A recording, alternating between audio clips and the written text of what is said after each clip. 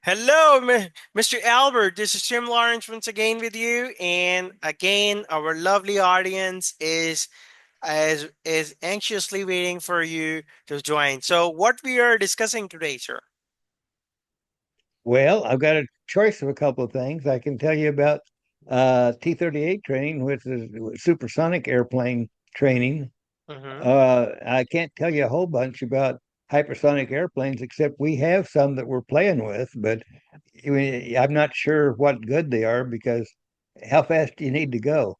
Oh, that's amazing. So, let's talk about the hypersonic planes American technology, please. Shed some light. Well, we've got the SR-71 that would do Mach 3 plus. We've got another version of that that'll go Mach 5, Mach 6. Oh my What God. plane do you say hypersonic? Uh, Okay. so we've got, but they're test airplanes. They're not for everyday use. Uh, Basically, if you're talking air to air combat, Mm-hmm. nowadays you're looking at them on radar 200 miles away and firing off your missile, and the missile goes and finds them. And they are already in the research and development. They have disclosed and they have, fully equipped with the teaser. They are having a testing phase. I heard somewhere that they're currently working towards SR-72, and I'm very like Thunderstorm, maybe like SR-70 Blackbird. It was named. I don't know what about this SR-72. So, what do you expect? Some more changes in that? Please shed Yeah. some light. Uh, Faster, easier to work on. Mm-hmm. That's basically the difference. How fast you need to go. Mm-hmm. Um, the SR-71 is pretty darn fast. Uh, it's not a matter of anybody ever shot one down, even with a missile, because the missiles couldn't keep up. And we Mm-hmm. have electronic stuff these days that kind of destroys missiles anyway before they get to their target if you've got time. And when Uh-huh. you're flying at ridiculous altitude, it takes a while for a missile to get there. So you got plenty of time to subvert it and make it go somewhere else. Ah, So okay. Uh-huh. I'm not sure what goods. I guess it's nice to say, yeah, I've got this airplane that'll fly Mach 10. Well, so what? Yeah. At some point, what are you doing? Going into space? Yeah. Uh, if you're dogfighting if you're shooting another airplane, Yeah. you pick out the other airplane on radar or even satellites Mm-hmm. 20, 30 miles away, and you fire off your missile, let the missile go find the enemy. Okay. And they can't stop your missiles. You can stop their missiles because our electronics are so much superior. Uh, Yeah. we've got, matter of fact, they're experimenting now with a laser pod for the F-15, Okay. where they fire off lasers to be able to take out multiple missiles in a matter of seconds. Yeah. So I'm not. At some point, you end up creating a pilotless fighter Mm-hmm. plane, Okay. like in my book World War III, where I Mm-hmm. have airplanes with artificial intelligence Mm-hmm. that can be manned by a remote pilot somewhere else in the world, or you turn it on automatic and let it go do its thing on its own. Okay. Because without a pilot, with a pilot, you're limited to 12 Gs, even with a special G suit and a seat that has you basically laying down in the airplane. Mm-hmm. You can take 12 Gs for a short period of time, but you can build an airplane, it'll take 30 Gs. So Okay. you want to be able to turn faster? Hey, Yeah, build an okay. airplane that'll take 30 Gs, but leave out the pilot.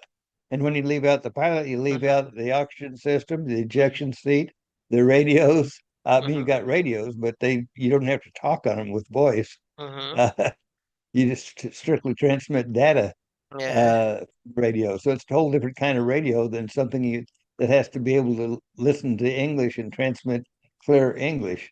So anyway, I look at the future of fighter planes as being something without a pilot, Oh, a super drone. Super drone. Okay. Yeah. Yeah. How about if we can name it super intelligence drone? Well, that's what it is basically. It's what a drone is it spends a lot of its time with artificial intelligence, Mm-hmm. where you program in, you tell it where you want it to go, and it uses GPS to get there, or inertial navigation system to get there. And then Okay. when it gets there, then you can take over a human pilot Mm-hmm. to make sure you don't that you can always turn it off if you can change your mind and say, no, I don't want to destroy that place. So that's the Okay. advantage of having a human pilot. Even though he might not be in the airplane, Mm-hmm. he might be somewhere else in the world. He Yeah. might be in Nevada when Yeah. your airplane is flying over Russia. Uh, Yeah. you know, but that, and of course the drone is fearless. Uh, Exactly. the drones don't die; they crash. They Yeah. don't have to worry Exactly. about their life. They don't die. They get destroyed or they get crushed. Correct me if I'm wrong. You can destroy them, but they're not going to die because they have strictly electronics anyway. Exactly. So Uh, please shed some light. What do you think about the future of hypersonic missiles, or we are expecting some more maneuvering miracle novel technology we will be expect. Yes, please. well, I think it's overblown. Um, Mm-hmm. okay, so you fire off an intercontinental ballistic missile, Mm-hmm. which flies 15, 20,000 miles an hour as it's going into space, and then it comes down at the same speed. Well, isn't that fast enough? Sure. Or you can go hypersonic, which says, hey, you're going to have a cruise missile that stays close to the ground and Okay. flies almost as fast as that intercontinental ballistic missile. Okay. Okay, so it's flying 6,000 miles an hour instead of 18,000 miles an hour. Mm-hmm. Whoopie deal. Uh, Yeah. yeah, we could do that Mm-hmm. if that's what we wanted to do. Mm-hmm. But I'm not sure. The matter of fact, I was reading a few weeks ago about a Chinese hypersonic missile. Well, Okay. what it was an ICBM that had a flyable uh, last stage. Mm-hmm. So fired into space just like you do an I intercontinental mean, I ballistic missile. personally don't like Chinese technology. I mean, you can apply a pilot, a soldier, a pilot who is just in a Chinese technology or Chinese plane. What is the guarantee? Is he coming back at the full body or half body or it is what is the guarantee? What please shed some light in the Chinese technologies as well. uh, American pilots have far superior training, and that's why anytime that somebody that's been through American flying training is better than somebody from another country. Partially because our airplanes are more reliable, so they can fly more hours without having to buy a new airplane. Uh, if you have an engine that is will last for 500 hours, well, hey, that means a new engine for every pilot, right? Exactly. Yeah. If you have an engine that'll run for 8,000 hours or 10,000 hours, okay, now I can train a bunch of people. Exactly. So, as a matter of fact, here in Oklahoma City is where they rebuild most jet engines for the military. Hmm. The reason being is because they take a brand new engine from Rolls-Royce or General Electric or Pratt and Whitney or whoever built jet, their jet engines, and after they have been rebuilt here at Tinker, they're better than they were when they were new Oh my God. That is because our that is the that is something the noble technology every pilot experienced, right? yeah, well, our technology here at the depot level where they rebuild the engines is superior than what the manufacturers were using. Okay. Uh, we've got engines that were designed to last 500 hours, and we're you're routinely flying them over 5 or 6,000 hours, the same engine. Oh, And all we did was change the turbine blades to a better turbine blade that would take more punishment. oh, that's encouraging. And please share some Or like what do you suggest for as for the global audience and for the global civilians as well. Like in a dog chase fight, in a dog fight, hypersonic planes versus the ordinary planes. Well, What do you think? Yeah, fighter planes. Yeah, well, the only advantage is they get there quicker. yeah. But when you get there, now you got to turn, Uh, and you can't turn when you're going hypersonic. okay, A U-turn might take you 2,000 miles okay. versus turning on a dime in retro, in uh, like the F-22 has you can point the nozzles of the back of the jet Mm-hmm, different directions, so you can actually use the jets mm-hmm. to flip upside down if you want to Oh, and fly backwards for a while. okay. uh, you can make super turns where not just the wings are making you turn, but actually pointing the nozzles will help spin that airplane around in a hurry Uh-huh. by pointing your jet engines in a partial circles where they're pushing the back end of the airplane around. Exactly. So, but you don't do that at supersonic supersonic speeds. Yeah. The pilot would never survive. Again, if you're using drones, and the drones are designed to be able to pull a lot more G's than a human can, Mm-hmm. at 2 or 3 times as much as what a human can. Yeah, you can turn faster, but you still can't turn when you're Mm-hmm. going hypersonic. It just Okay. doesn't happen. Uh, Here to tell you about pilot training. Mm-hmm. Okay, just a few things about pilot training. First place, Mm-hmm. where I had a hard time learning to land the other airplanes, I had no problem landing a T-38, Okay. uh, because it's got little skinny wings, and they're very thin and they're not very long. And you pull the power off, and the airplane comes down.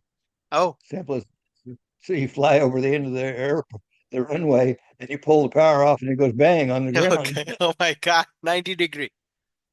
Yeah, so you just don't want to be too high when you do that. But the landing gear pretty tough. Oh, okay. But I had some instructors try to kill me in that too. Oh, okay. Like I had never done a night landing before, Mm-hmm. so I came in with a new instructor who had never flown in the back seat of a T-38, Oh my God. and he especially hadn't made a night landing from the back seat of a T-38. So he's going to demonstrate how to do it, right? Since I'd never seen it done. Mm-hmm. So he comes in and he's getting lower and lower and lower. Mm-hmm. And then I decide that he's not going to make the airfield even. He's going to land in a farmer's field. Oh my God. And then we go through the fence,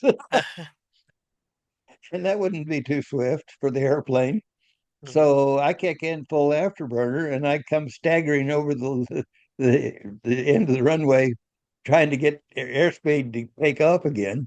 Mm-hmm. And so he says, "Well, I guess I was a little low that time. Let me try it. Let me demonstrate it again." So he's coming around again. Okay. And one thing that made it more difficult was uh, the wind had switched directions. Oh. So what we have is at the end of the runway, at the far end of the runway, they Mm-hmm. put up a cable that if you land too fast and you can't stop before you go off the end of the runway, the Mm-hmm. cable will catch the landing gear and pull you to a stop, just like on an aircraft carrier. Oh my Not God. quite the same because the T-38's not made for that, but Mm-hmm. landing gear pretty sturdy, and you should have lower airspeed when you get to the Mm-hmm. end of the runway, 9,000 feet away. So, Okay. but the wind had switched directions, and they had the cable up on our end of the runway. And that's So we fine then. had to make sure that we came in high enough to not hit that cable going full speed because Okay. the T-38 sets down at about 165 miles an hour. And you get below 170, you're going to hit the ground and Uh, you're going to take that cable and hit it. And it'll rip the gear off. so And the our the belly of audience, the you need to stick it back. We will be continue this podcast for the next episode.